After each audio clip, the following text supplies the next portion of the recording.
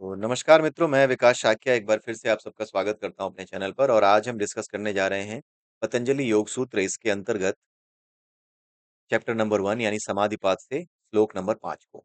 श्लोक नंबर 5 क्या कहता है ये देखते हैं। श्लोक नंबर 5 कहता है वृत्तयः पंचतयः क्लिष्टा अक्लिष्टाः। यानी वृत्तियां जो कि 5 तरीके की होती हैं। कौन कौन सी? मूढ़, क्षिप्त, विक्षिप्त और एक है आपकी एकाग्र वाली। और आखिरी आपकी क्या है? आखिरी जो है वो जो बिल्कुल अंत वाली थी, वो आपकी जो आखिरी अ, जो वृत्ति थी, जो निरोध अवस्था थी, वृत्तियों के निरोध की अवस्था, ठीक है? ये 5 तरीके की होती हैं। चित्तवृत्ति निरोध अवस्था जो होती थी, आखिरी निरोध अवस्था है। तो ये जो 5 वृत्तियाँ होती थीं, इन पाँचों वृत्तियों को 2 भागों में बाँटा गया है। कुछ वृत्तियाँ ऐसी हैं इन 5 में से, जो कि क्लेश यानी कि दुःख उत्पन्न करती हैं, और कुछ वृत्तियाँ ऐसी हैं जो कि सुख उत्पन्न करती हैं।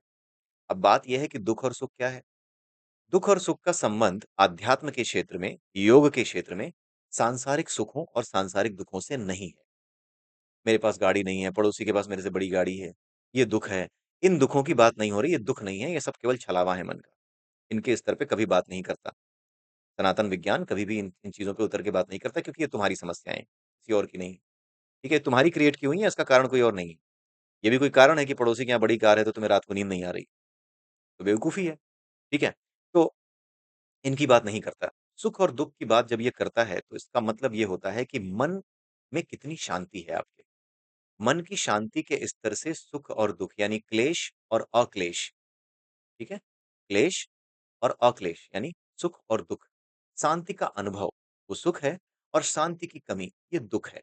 इसके अलावा शास्त्रों में किसी भी प्रकार से सुख और दुःख को परिभाषित नहीं किया गया है। सुख का केवल एक अर्थ है, मन की शांति, और दुःख का केवल एक अर्थ है, मन की अशांति। ठीक है? मन अशांत कब होता है? जब वासनाएँ मन में होती हैं। मन शांत कब होता है? जब वासनाएँ मन में नहीं होती। यानी काम तो आप कर रहे हो, पैसे तो आप कमा रहे हो, लेकिन आप पैसों के कमाने से जुड़ी हुई जो सुख की भावना, या किसी को ऊँचा दिखाने, किसी को नीचा दिखाने की भावना, खुद को ऊँचा दिखाने की भावना, बिल्कुल जो है गर्व से फूल जाने की, बिल्कुल छाती चौड़ी हो जाने की भावना, इन भावनाओं के बिना केवल एक विशुद्ध कर्तव्य समझ करके जब आप पैसे कमाते हो, तब उस स्थिति को क्या कहा जाता है? सुख की स्थिति। क्योंकि वो डिटैचमेंट की स्थिति है। डिटैचमेंट की स्थिति ही सुख की स्थिति है, और अटैचमेंट की स्थिति ही दुःख की स्थिति होती है। ठीक है? ये बात हमें यहाँ पे आज इस श्लोक में समझाई जाएगी। तो इसमें ये बताया गया है कि पाँचों तरह की वृत्तियाँ, जिसमें से कुछ ऐसी हैं जो कि क्लेश पैदा करती हैं, और कुछ ऐसी हैं जो कि क्लेश पैदा नहीं करती। उनके बारे में बताया गया है। तो उपर्युक्त वृत्तियाँ, उपर्युक्त कौन-सी? पिछले वीडियोज़ में जो बताई जा चुकी हैं। कौन-कौन सी वृत्तियाँ, एक बार फिर से देख लेते हैं। एक मूढ़ है, अभी तो शायद देखा था। मूढ़ है, एक आपकी वो है क्षिप्त है, विक्षिप्त है, उसके बाद एकाग्र है, फिर उसके बाद निरुद्ध अवस्था है, चित्त की निरुद्ध अवस्था है। तो ये पाँचों जो हैं, ये अपने आप में 5 प्रकार की हैं, लेकिन इन पाँचों प्रकार की वृत्तियों को इनके स्वभाव के अनुसार, कि ये किस प्रकार का रिज़ल्ट पैदा करती हैं हमारे भीतर, उसके अनुसार इन्हें 2 भागों में बाँटा गया है। कौन से 2 भागों में? एक क्लेश पैदा करने वाली, और दूसरी क्लेश को दूर करने वाली।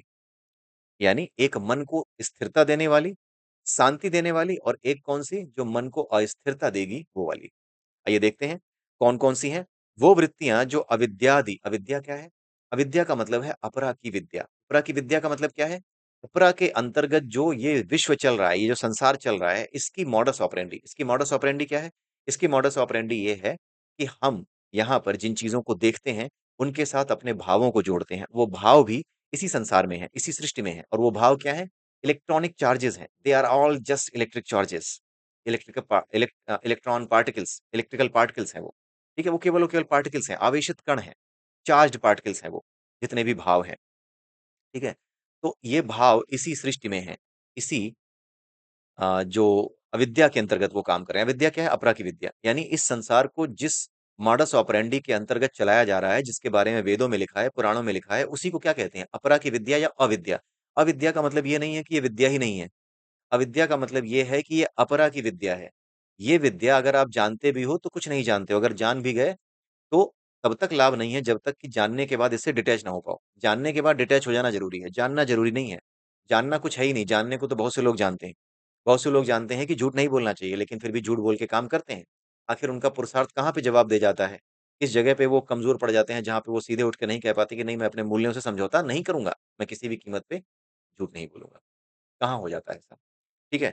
तो वो जो यहाँ का ज्ञान है, अपरा की विद्या है, यानी वेदों पुराणों का ज्ञान जो ये बताता है कि किस प्रकार से ये पूरी सृष्टि चल रही है।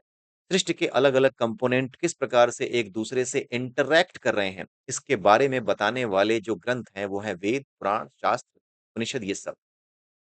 इसीलिए इनको अविद्या कहा जाता है। विद्या किसे कहा जाता है? सा विद्या या विमुक्तये। विद्या वो है जो आपको मोक्ष प्रदान करे, मुक्ति प्रदान करे यानी डिटैच कर दे।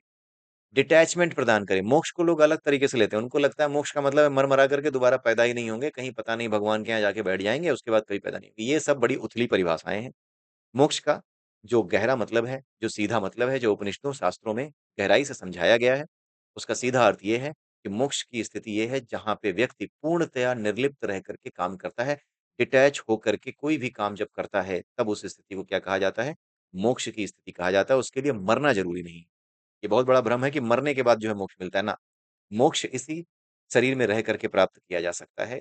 मोक्ष एक स्थिति है, ना कि मरने के बाद कहीं कोई जगह जहाँ पे जाना है। कोई ऐसी जगह नहीं है जहाँ मोक्ष है, जहाँ पे दरवाजे पे लिखा है मोक्ष कुमार, ठीक है? मोक्ष कुमार पांडे, मोक्ष कुमार कुशवाहा, मोक्ष कुमार भीम, जय भीम, ऐसा कहीं नहीं लिखा है, ठीक है?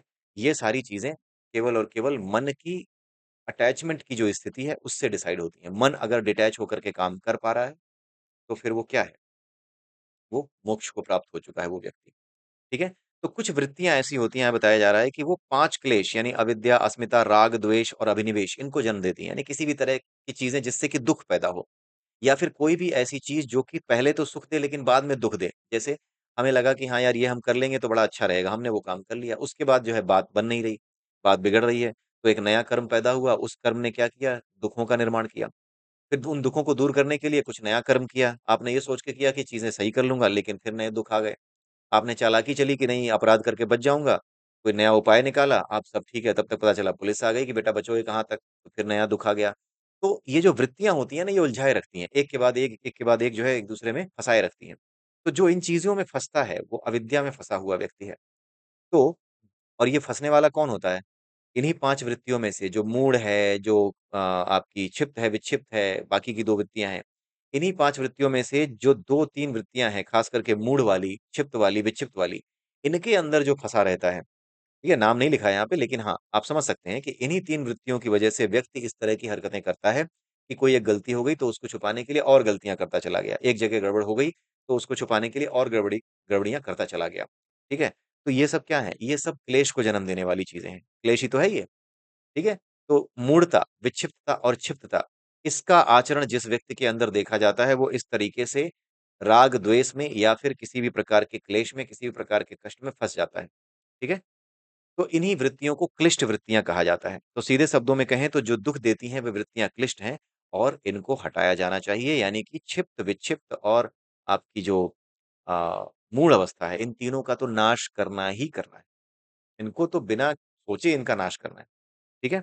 आगे क्या बताया कि ऐसी वृत्तियाँ जो विवेक से उत्पन्न ज्ञान देने वाली सत्व, रजस और तमस के प्रभाव को रोकने वाली होती हैं, वे एक अक्लिष्ट वृत्तियाँ होती हैं। यहाँ ये बताया गया है कि सत, रज और तम के अंतर्गत व्यक्ति अलग-अलग काम करता है। कुछ मूढ़ हो जाते हैं, जो तम के अंतर्गत काम करता है ना, वो मूढ़ हो जाता है और जो रजस के अंतर्गत काम करता है, वो क्षिप्त, विक्षिप्त इन दोनों में से कोई एक स्थिति में रह सकता है। ठीक है? क्योंकि रजस क्या करता है? मेरे को घर चाहिए, मेरे को बंगला चाहिए, संसार की जो चमक-दमक है ना, उसके पीछे भगाता है। उसको पाने की इच्छा आपके अंदर बढ़ती है जब आपके अंदर रजस बढ़ता है तो, रजस गुण जब बढ़ता है। और तमस गुण होता है वो आलसियों गुण होता है, उनको खाने को कहा जाए, तुम्हें बढ़िया मुर्गा मिलेगा, बढ़िया ये मिलेगा, तुम बस किसी को गोली मारो तो वो मार आता है, ये मूढ़ता है, ठीक है? ये तमोगुण है। तो जो सत, रज और तम इन तीनों के गुणों के अंतर्गत रह करके दुःख पहुँचाने वाली जो चीज़ें हैं, उनसे दूर करता है। ऐसा विवेक, ऐसी बुद्धि जो इनसे दूर रहना हमें सिखाए। हमें बताए कि हाँ, ये जो है तुम नहीं कर रहे हो। ये तुम एक दृष्टा की तरह देख रहे हो, तुम इसके साथ एक हो गए हो, इसलिए तुम ऐसे अपराध किए जा रहे हो। लेकिन तुम इनसे दूर हटो। इन वृत्तियों को दूर होकर के देखो, अपने विशुद्ध स्वरूप को देखो। तो जब आप अपने विशुद्ध स्वरूप को देखोगे, जो आत्म स्वरूप है, तब जाकर के आपको समझ में आएगा कि ये सारी वृत्तियाँ जो मेरे अंदर थीं, वो दुःख इसलिए दे रही थी क्योंकि मैं इनके साथ एक हो रखा था। अब मैं इनके साथ एक नहीं हूँ, इसलिए ये मुझे दुःख नहीं दे रही हैं। यानी अब जो है ये मेरी मानसिक स्थिति को और बढ़ा रही हैं। मैं डिटैच होकर के काम कर पा रहा हूँ। इसी स्थिति को क्या कहा जाता है? मोक्ष की स्थिति कहा जाता है या मोक्ष की तरफ बढ़ती हुई स्थिति। क्योंकि मोक्ष की स्थिति वो होती है जहाँ पे व्यक्ति किसी भी हालत में अब आने वाले समय में विचलित नहीं होगा। लेकिन अगर कोई विचलित हो सकता है या नहीं हो सकता है, तो उस केस में थोड़ा-सा डाउट रहता है कि हाँ, अभी ये परेशानी में फँस सकता है। तो उस समय आपको कहा जाता है कि आप मोक्ष की तरफ बढ़ रहे हैं, ठीक है? तो मोक्ष कोई जगह नहीं है, पहली चीज़ ये आज के इस वीडियो से पता चली और दूसरा क्लिष्ट और अक्लिष्ट वृत्तियाँ, इनके बारे में पता चला। तो आई होप आपको ये समझ में आया होगा। अगले वीडियो में फिर मिलते हैं, तब तक के लिए जय सिया राम, जय श्री कृष्ण, जय श्री राधे।